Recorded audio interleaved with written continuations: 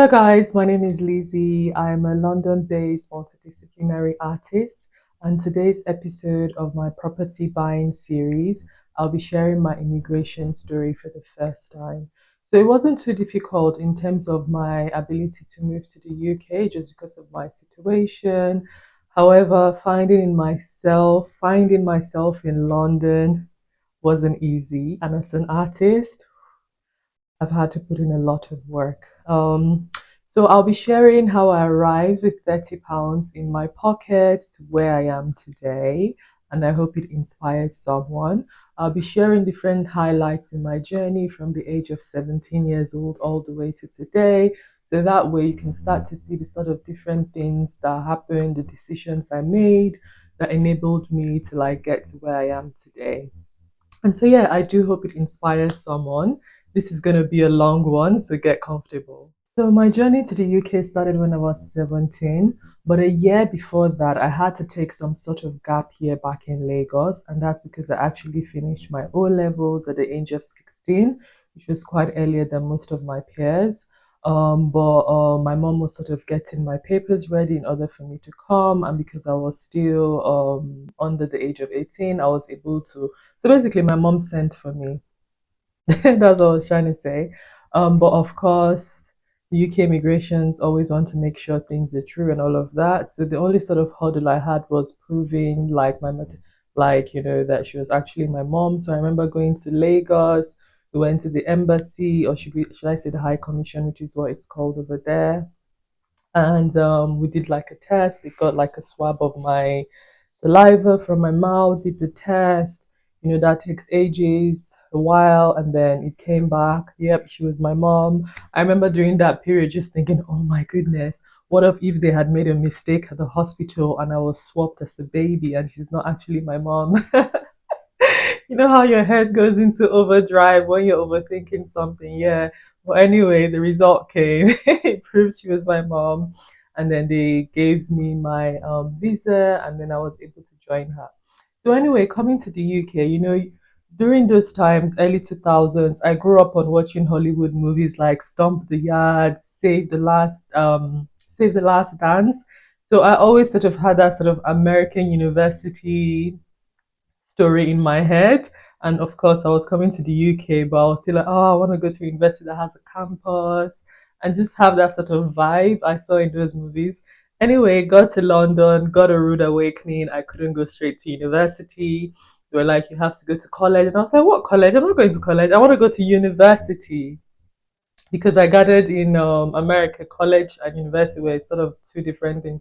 I learned that here you had to do your A levels first before you go to university. So I only had an O level, so I had to do 2 years. And I was just like, what? Another 2 years? Not even 1 year? And they're like, yep, you have to do this 2 years. I had come to the UK at the wrong time of the year. And so I couldn't just start college. I actually had to wait for another 10 months because I had come late November. College was already the term was already in session.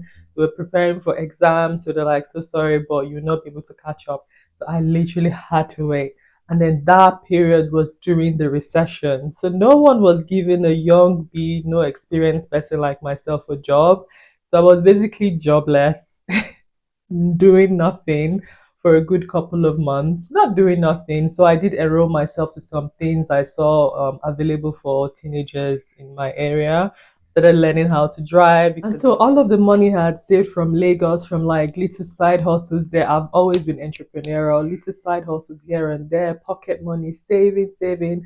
I can't remember how much now. Maybe it was about 5,000 naira or something back in the day, 2007. That was a whole lot of money, especially for a teenager like myself. Got to the UK, that money was converted and it came up to like only about £30 when my mom changed. I was like, what? You're telling me all that money I've been saving came up to only £30? I quickly realized £30 cannot really buy much here. So I was like, oh wow, okay. I have just £30 in my pocket. Anyway, started A levels. A year later, I was studying psychology, sociology, biology, and English. Things were going well. The school also had like some support allowance. So I was getting that as well. So I was saving. So I've always been a good saver. And I think this comes from young when I was about 8 to 7 years old. I remember my dad, we had traveled to Portugal. So I used to travel here to Europe before I moved to London anyway. When I traveled to Portugal, he had bought me a saving box. So I've always just had that thing instilled in me right from young to save. And so I would say if you don't have a saving habit, start to learn how to save well. And if you do have children, try to instill that in them from when they're youngest because it would just, help them as they get older. So basically, I'd always had this strong feeling that I was gonna, make something out of my life. I was gonna do something for myself. And so coming to the London, for me, it was just me like grabbing it by the reins and saying, "This is my oyster. This is, the land of opportunities. I'm gonna make sure I try out everything I'm curious and interested about. I'm gonna see what opportunities are out there." And so I've always grown up in a way where I've been always kind of self-motivated, and that's because the sort of upbringing I had, although there were discipline, rules, love, and care, I was pretty much left to my own devices. And because I was always doing well at school, my parents never really had to push me to do stuff. And then I was doing all these co-curricular activities. So they just always left me to it. And my mom as well always left me to just do stuff as long as I was doing things she was pleased with. And so I've just always had to be self driven basically. So, anyway, after college, I had to take another gap year. Again, not something I wanted to do. So now this was like the third gap year I was taking. First, after secondary school in Lagos, waiting to come to the UK. Second, came to the UK, had to wait to start college. Third, now I couldn't go straight to university. I had to take another gap year. And I was just pissed off at this. But I'm just like, why is my life always stalling, always derailing by things that I can't control? I'm doing everything I can do. I'm studying, I'm getting the grades, I'm doing well, I'm doing all of these things, but things just, it was just annoying that period anyway. And I guess it's because I could see my friends as well back in Lagos who had left secondary school at the same time. Those who had already started university, by this time it was like 3 years gone. People are graduating, or like, no, not graduating because it's 4 years in Lagos. They had a year to go, and I have not even started university. And I know people say don't compare, age is nothing but a number, but when you're in the education system and everyone is sort of going to the next step by age, and then you are behind, it's not a great feeling. It feels like everyone's just moving on and you're there. Anyway, I couldn't go to university, and that was because I couldn't get student loans to help me with like loans, living expenses. And that was because there's this rule where you have to have been in the country for 3 years before you get a loan. At that time, when I finished college, I was 2 months short of 3 years in the country. And I was like, are you guys kidding me? Just for 2 months, I'm gonna have to defer my entry. I called, I tried to explain, I tried to like figure out a way. There was just no way past it. I had to take a gap year. So I deferred my entry. I got my what's it called? My grade grades. I got an A star, A, B, and so I'd gotten a place at University of Sussex. So I called them and said, "Oh, I'll have to defer my entry because of student loans." They're like, "No worries, that's fine. We're gonna keep your place." Anyway, I got my first job at the college I studied at as a remedial tutor. And basically, I was helping other A level students, like, who were not doing well in biology and sociology. I was helping them, showing them, giving them guides and stuff, tips, going through like the subjects and the topics and courses with them so they could improve and get better grades. And so that was my first job. And but that wasn't, I think that was maybe twice a week, and it wasn't for long hours, it was just maybe, I think it was maybe 4 hours a week, 2 hours each day, something like that anyway. So I was like, yep, this is not much money. Although they weren't paying me minimum wage, but it wasn't much money. And then I got another job during the Christmas period at Shoe Zone, if people know what Shoe Zone is.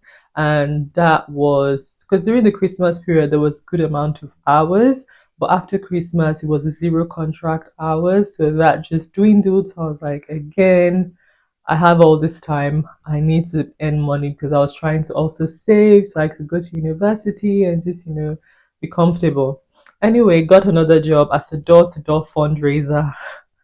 That's one of the gruesome, toughest job I've had to do, and not physically but mentally. It's a job that really challenges your ideas on like humanity. And yeah, so if you imagine those people you see in front of like train stations or around who are like fundraising, asking you, "Oh, I'm working for this charity," trying to tell you about it. I was going to people's houses, cold calling at people's houses. That was a fundraising strategy for the company I was working with. So they had a number of charities they supported. Good enough for this particular company, they actually paid us hourly.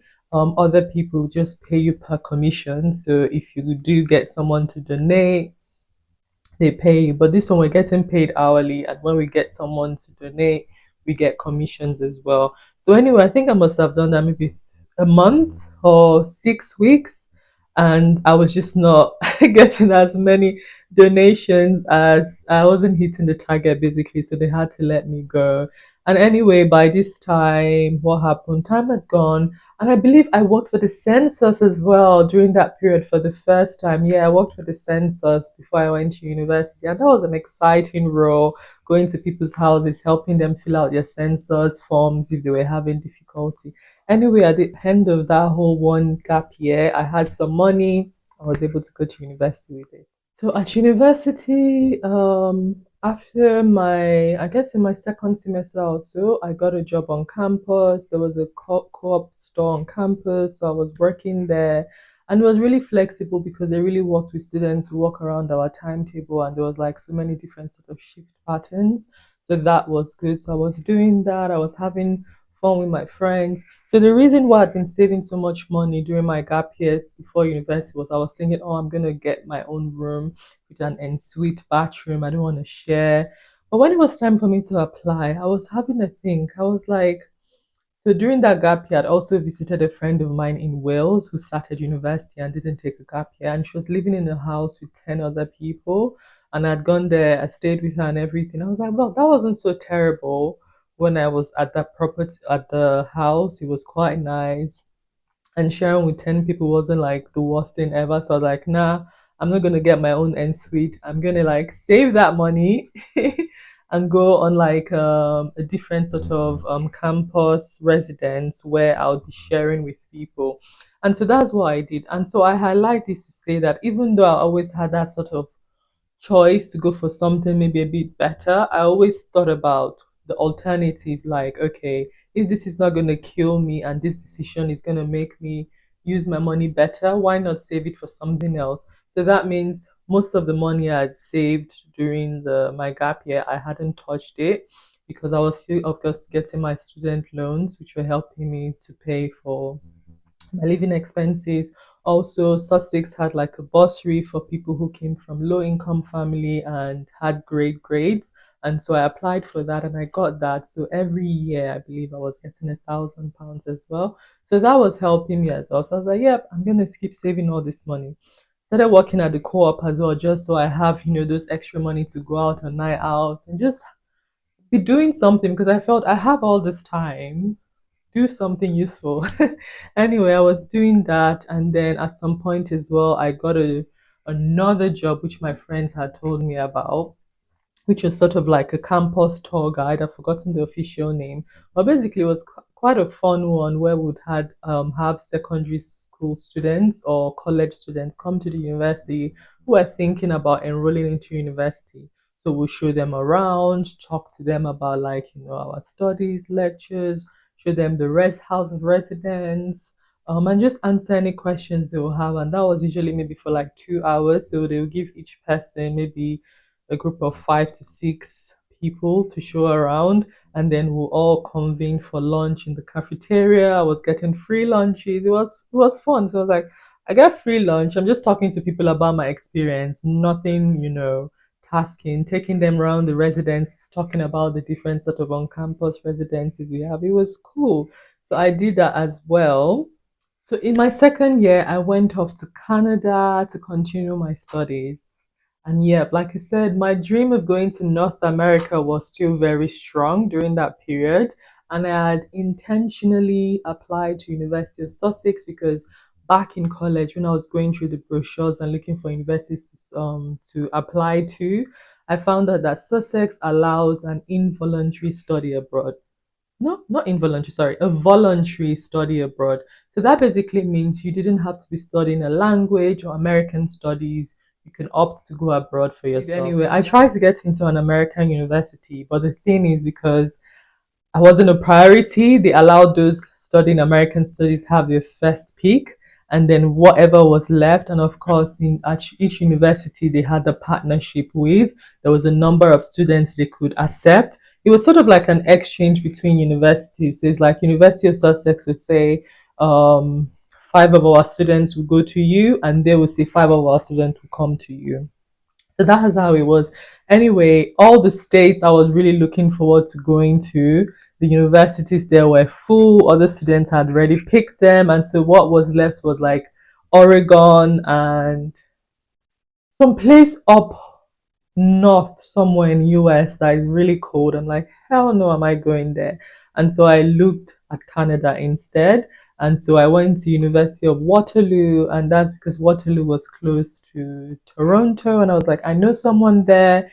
There's also like an hour or so to New York, so I can go to New York because the other university available in Canada was somewhere in, oh, I've forgotten that place, but another place up north again in Canada, which is beautiful but cold. And I'm like, hell no. So anyway, went to Canada, University of Waterloo. I got a job again on campus there. So my idea was like, oh wow, because I was always thinking about my CV, thinking about opportunities after university. It's just like you never know what can lead to what. So I was always chasing and looking out for opportunities, ways to better myself, basically. And so, anyway, I found a job at the cafeteria, and I was like, huh, well, I'm gonna have this on my CV. I worked in Canada, and when I'm talking to like prospective employers, I can be like, yeah, I've worked internationally. I just basically wanted to have like an international work experience on my CV because doing research, I start to understand that on CVs you want to stand out in one way or the other. Anyway, got that job on campus, was working there, was getting lots of free food during every shift, earning money, had lovely colleagues. Yeah, the whole experience was amazing. Anyway, so that means now all of the money I'd been saving, I had still not spent it because I was in Canada and I was working. So I was using the money I was earning from my job to like sustain my lifestyle over there. So I was traveling, I was going on tours, I was basically just there enjoying myself without worrying too much about money. Anyway, got back to the UK to continue my second semester of my second year. And that was when I said, Liz, every time work, work, work, work, work, you're not dying for this money. You need to just chill and be a loafer and be a lazy student like all of your other friends and other people on campus who just do their work and watch movies. So I said, okay, fine, I'm gonna do that. I'm gonna chill for the first time in my life. Ah, but my goodness, the way I am wired, I'm a busybody. Nature has a strong hold on me. And after how many weeks? Maybe it was 2 weeks. I'm like, this is boring. What do people do when they're not in classes or have lectures? Just sit in their bedrooms and watch movies. Like, what the holy crap is this? Anyway, one day I was just like, nah, let me just see what's out there. I went on my careers, university careers website. I was just scrolling and I just saw something looking for a British Nigerian writer. I was like, wait, what? And then I started reading all the things they wanted. I was like, oh my goodness, this sounds like an amazing project. I would love to work. I would love to work in this. At this point, I wasn't taking writing seriously. It was just like this secret hobby of mine. I'll write every now and then. I used to do a lot of like non-fiction writing as well, which is sort of based on my experiences or events happening in society. I'll write about it. I remember when Barack Obama was first elected as the president, I wrote about it. When was her name? The Williams, when William got married, wrote about it. Anyway, sorry, forgive me, I don't remember her name. Her name is not Megan. Her name is Catherine. Catherine is Catherine. Sorry, my British people, I'm forgetting our royalty names. Anyway, I was writing about things like that, writing short stories, writing poems, So anyway, I applied for the job. Long story short, because that's a whole long story, I can talk about my whole writing career. And I actually started talking about it in a previous video, which I'll link up here, about my writing journey to becoming an author. Anyway, long story short, I got the job and I was like, oh my goodness, so my writing is actually good. Because whenever I'd shared a few of my writings with friends and they'll be like, oh, it's good, it's amazing, blah blah blah. I was like, yeah, you're my friends, of course you're gonna say that. I didn't really take it seriously. But when a company was paying me to write and people reading the work who obviously didn't know me personally and just I was writing obviously like for the company, so they didn't know who the hell was writing all these words, and they were commenting so many things about the writer, the storyline, the plot. I was like, oh, okay. These people have no idea who is behind the screen, and they're saying all these things, so that means it's true. And I'm earning good money. At that point, I started earning like I think maybe £800 a month, which now you're an adult, that's nothing. But when you're in uni, you're you're a student, you've never seen that kind of money just whoop into your account. Because even though, yeah, I'd been working for other places and earning money, those were like long hours. This was literally like what, twice a week or so I was writing. I can't remember, maybe 2.5 days a week, and I was earning £800. That was a lot of money for me. So I was like, yeah. So I saved the money and I was able to travel. So yeah, and that's when my confidence in my ability started to grow, started to nurture, started to like, oh wow, okay, maybe I can do something for myself.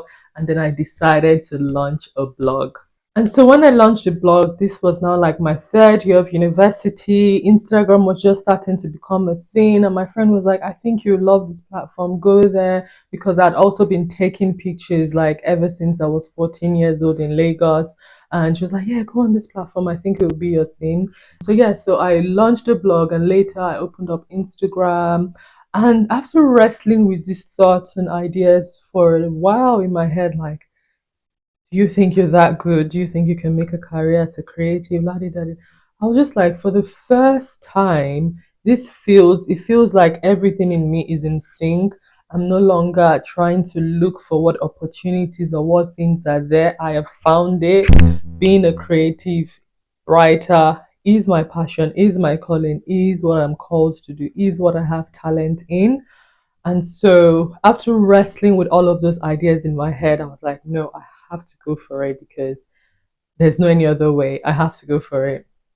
So for the first time, I said it out loud to someone else, told my very good friend at the time that I wanted to write a book. I was like, yes, I want to become an author. I want to write a book. And I was like, okay, so what next? What do I write about? And so that was then the big thing. I was like, you know what? While I'm still mulling over what I'm going to write about, looking for the ideal inspiration or what felt like it, I'm going to continue writing this blog, continue working for the company. So I'm, sharpening my pen, improving my writing, improving my skills. And so while I started the blog, I then at some point started interviewing entrepreneurs and artists. And it was during one of those interviews, I had interviewed someone and I had recorded it. And so I went back home and was replaying the interview to start like, transcribing. And some of the things he just said just sparked my imagination, sparked my mind. And I was, oh my goodness, I can write about. So that's how the idea just came. So the person basically was, he's a photographer and was talking about his documentary style photography. This was way before like there are lots of documentary style photographers out there now. Lots of people, especially in the Nigerian photography industry, were really much into weddings and just taking wedding pictures. Making money was like the big trendy thing. But he was doing something different, and he talked about his inspirations and reasons why, and how he really wanted to document, our African story, our African cities, our experience, because we've lost so much. And it's like, who is going to like, archive and document all of these stories if not us? And when he said that, that just sparked. I was like, oh my gosh, I can do that for writing. I can sort of tell our story. It can be in a fictional way, but I'm talking about places and things and wrapping it around events that are actually taking place in contemporary Lagos right now. And that's how my three characters came about. I wrote the returnees, um, Yeah, go check out the returnees. It's available. You can order on Amazon. You can listen to it on Audible.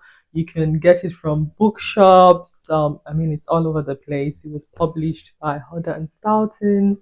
After the first year of graduating university, I was still working for that company, but I decided I wanted to write the returnees. So I knew I'd had to quit or just take a time off. And I remember my manager saying, "Oh, come down to the real world. You're too much in your head. Why do you think you can do this? People don't take a sabbatical until they've worked for a company for 10 years." She was just like, in a way, I think she was jealous. Yeah, she was jealous. You know that thing where people have had to just follow what society says, get a job, make money, start living. But I was trying to deviate from that. I was trying to find my own path, be like, no, if I'm going to be a creative and this is my talent, I'm not just going to be stuck here working for a company. I actually want to do what I'm being led to do, which I really believed was to write this book. And in order to write the book, I needed to go back to Lagos because I was talking about people who were leaving London to Lagos, and I was talking about that journey. I was going to talk about the experience there and what's going on in Lagos. And how can I do that if I hadn't been back to Lagos for a good time? In years, I'm going to sit in London and talk about something I have no idea about. No, I have to be authentic to myself. So I almost approach it in an ethnographic way where I then move back to Lagos for a couple of months, live there, experience things for myself, and that just got my juices flowing, giving me, ideas, seeing what's happening on ground instead of just assuming I'm making nonsense up. Like I said, my novel is fiction. It's not about any one particular person's life, but the country, the culture, the society, everything that is embedded in that world are real. So my idea was to write this book, and in 100 years, 200 years, people who wondered what was it like living in the 2000s, they can read my book and be like, "Oh wow, this is what it was like." So it's sort of me telling our stories, documenting our stories in a creative way. Anyway, I did all of that. It wasn't easy because it's like taking a chance on yourself. You don't know the outcome. Nobody's paying you. I don't know if I write this book, if it's going to get a publishing deal. I don't know what's going to happen. But it's just like I'm strongly being called and led to do this. I'm going to just jump and hope to grow wings before I land splat on the floor. So now I'm going to go quickly through some of my other job history just because otherwise this story is going to be long. I can talk for ages, I can reminisce and all of that, but I don't know if you really care. So let's skip all of that. So got back from Lagos 2016, started writing the novel, and then towards the end of summer of that year, because I was not working for anyone, I was literally working on the novel like full time, like a full time job. And so during towards the end of the year, I was, my funds were running dry. So I was like, okay, time to go back to employment because I'm not about to be broke and begging anyone for transport money. So got a job as a waitress. That was also one of the most gruesome, weird time of my life. It was just a lot of battling of thoughts, disappointment from parents. If you know anything about the Nigerian culture, working as a waitress may just be people do it, artists do it. This is what they do to get by, to go for auditions, la di da. It's just something done. But when you're in the culture and from the sort of family you come from, it's a bit different. Working as a waitress is like, what? You went to university and you're working as a waitress. Is like, yeah, what the hell are you doing with your life? Anyway, worked there for 4 months, left, worked for another company as an admin executive in 2017. And during that time, my book was on hold because I was juggling so many things. Oh, in between that, I launched a business. And that was because I was being pushed to like do something else. And so I've been working on this book, and my step parent was getting impatient and I guess frustrated I wasn't making money or making a success of what I was doing. So it was just like, yeah, why don't you actually start a different sort of business instead of just this creative thing? So although I was being pushed to it, doing my research and other things and just seeing other things I enjoyed, I sort of then became excited to start like a boutique. And so it was an online boutique where I would go on my travels because I love traveling. I was traveling loads then, and sort of buy jewelry, trinkets, unique stuff. And the idea was concept was like to then sell these unique things to other people who loved fashion. And so the name of the company was called Ophio, which stands for Our Future is Ours. Again, almost like saying you have to be sort of like self actualization. You have to go for what you want. Your future is yours, our future is ours. Go for it. But that acronym actually is also my nickname growing up in Nigeria. So a neighbor used to call me Ofio, and there's because there's this fruit in Nigeria called Ofio. And at some point when I was young, I was obsessed with the fruit, always eating it, always buying it. And so he started calling me Ofio. Anyway, so that was that. So I was running Ofio. I was working for this company, and during that period, 2017, I don't remember the date now. The Grenfell, fire happened, people just died, all of that. And I was just like, oh my gosh, you can literally be living today and then tomorrow you're gone. And I'm here in this office, hating it, wondering what the hell am I doing with my life? This is not what I want to do. I want to finish writing my book. I want to take the next step. And so that day, I just decided, yep, I'm going to leave because if I'm going to die tomorrow, I want to die knowing I was doing something I love. And even if it doesn't become a success, I want to know that there was nothing else I could have done to improve or change my situation. I was doing everything in my power. So asked them to reduce my hours. They said no. I was like, okay, adios. Put in my notice there. When I left, 2 months later, I finished my book. And then I started the whole submitting rounds, looking for an agent, all of that.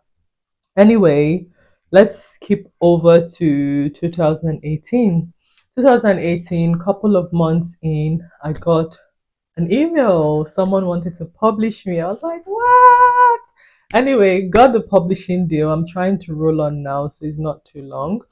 And then at that point, I was like, okay, I need to get a job to also like, help with my finances and all of that. And so I got a job as a creative. And so in between that period of quitting from that admin role and finishing my book and all of that, I started working as a freelancer as well. So I was working for Culture Trip as a content writer. I also had my private clients. And so I got a job anyway as a content manager. And I started doing that and I was enjoying that. And I did that up to 2019. At this point, which I haven't mentioned, I picked up photography seriously as well in 2018. So while I was freelancing as a writer, I was also freelancing as a photographer. And so when I got this full time job, I loved it. It was like a new, young, digital company. I was doing what I loved. They left me to it. I was doing the strategy and everything, and I was comfortable. And then they made me redundant, and I was like, what the hell? And I remember in the exit interview, one of the managers saying, why don't you just do this photography thing? You seem to be very passionate about it. And I remember thinking, like, yeah, rich for you to say, like, if I had the money, do you think I'll be here? But that thing he said just stuck to me, and I was like, you know what? Yes, why don't I do my thing? And so at the end of 2019, I decided, you know what? Enough of all this travel, travel, travel. You need to save the money you're using to travel, invest in yourself, learn properly what it takes to run a creative business, and go for it. And that's when things really started to change. And so yes, putting on all of the learnings I'd learned from like, my past business of few, which I stopped in 2018 or 17, I don't remember then. It was a lot to stop it, but that business never really made a profit. I was always pouring my money into it, and the little money like it made, I was putting it back into reinvesting. So that was the first time like I really had to concede and be like, girl, just call it quits on this.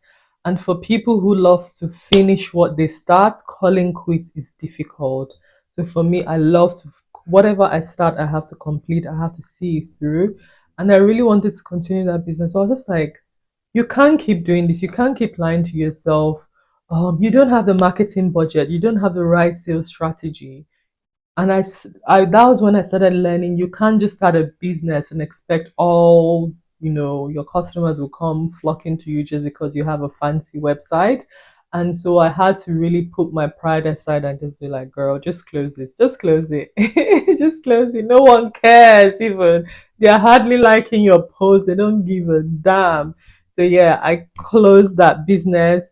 But with that idea and everything, and knowing, okay, if I'm really going to do a business, go for it. I need to have a marketing budget. I need to have like everything on point, the customer journey, the strategy, and everything. And I knew I just didn't know it and didn't understand it well enough.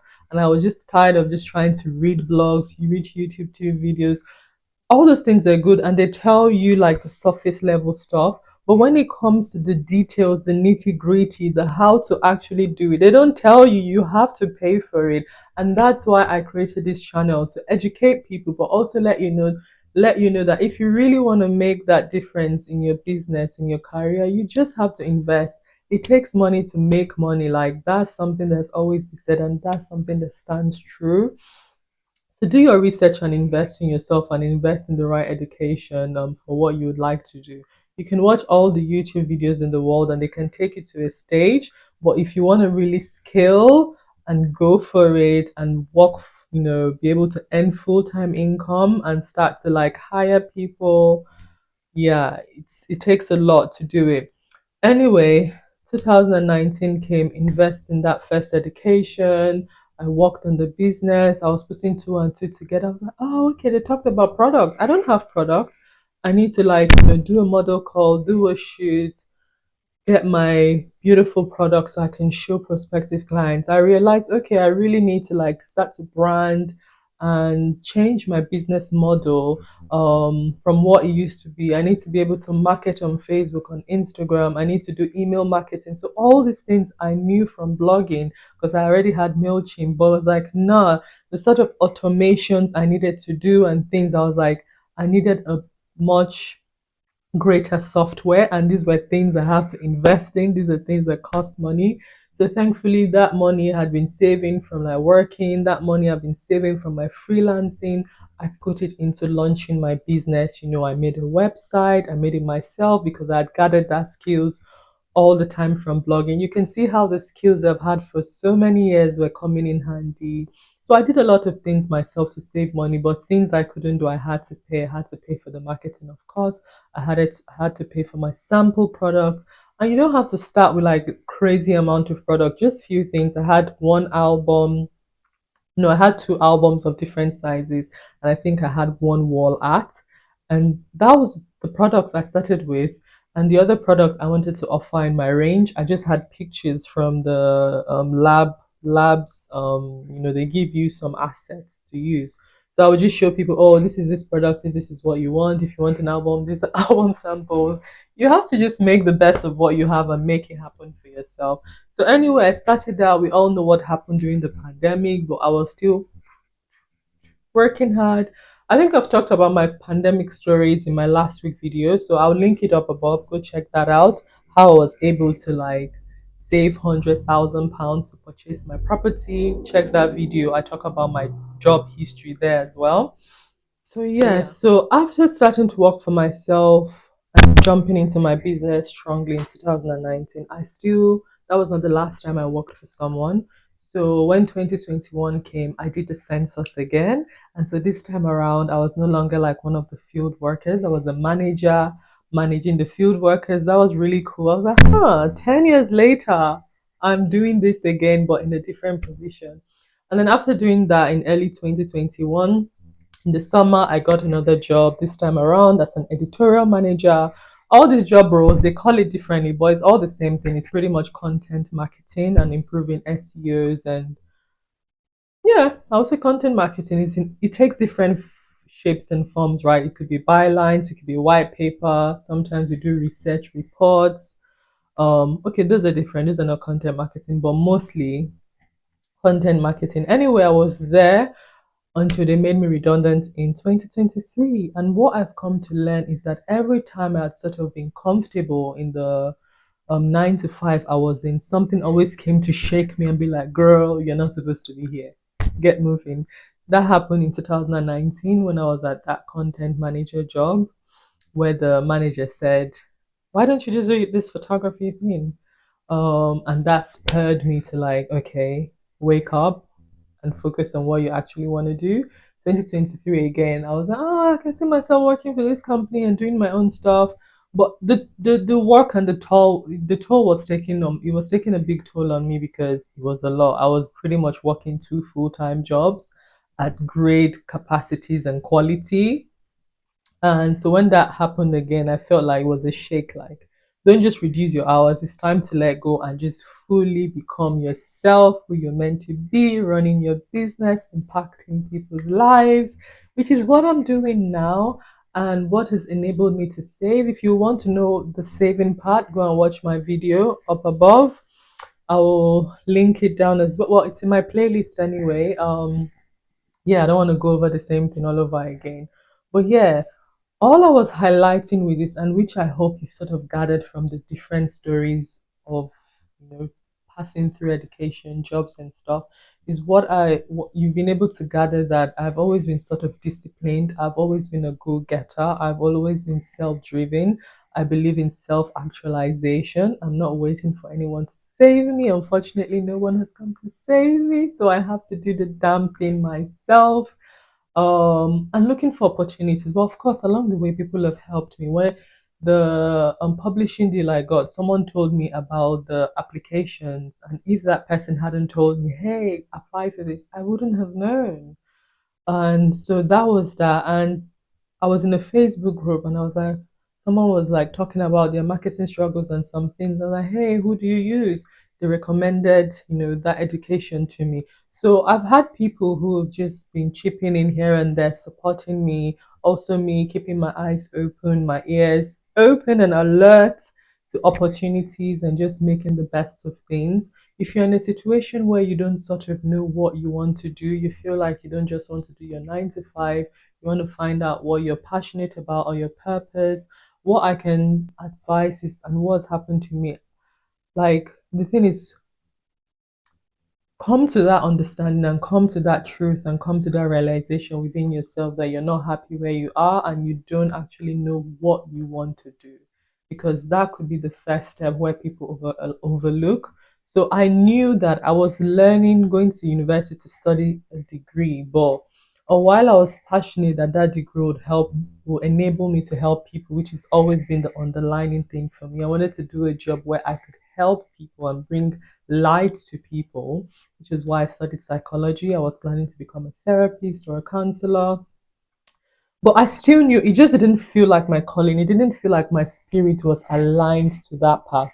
And as soon as I started developing my creative skills, wanting to use my, creative talents to help people, that just aligned. And now it's like my spirit and my goals and my career path in life are in alignment and as one. And that's what makes me know this is what I'm supposed to do. Maybe there are other things I would do along the way that accompanies it, but my mission and my purpose would always be to help people. Like, I'm doing YouTube now, but my mission here is not just to brag and share and talk about myself. It's hopefully sharing things that helps you realize something within yourself and then can help you better yourself. I'm going to be talking about things that have to do with photography education. Hopefully that's going to help you improve your photography career if that's something you want to do. If you want to learn about writing and publishing and all of that from me, let me know. I can make videos on that to help budding writers as well. I have a guide which is in the description, and I'm going to be creating more digital products and guides to help people along the way. So make sure you check that out, subscribe to my channel, and yeah, I'll share and help people as much as I can. I'm taking consultations as well. If it's 1 hour, 2 hours, check the description as well. I will leave a link to my calendar where you can schedule a call, and yeah, we can help you in the best way I can. If you're still watching at this point, you're the real MVP. Thank you so much. Leave a heart emoji down in the comments so I can know you're watching. So I'd like to think anyone can do, these things I've said. You just have to be disciplined, believe in yourself, know your goals, know your calling, and go for it. I came to the UK with £30 in my pocket. Right now, I have an asset of £300,000. This is just the beginning. This is my beginning, and I hope it's inspired you.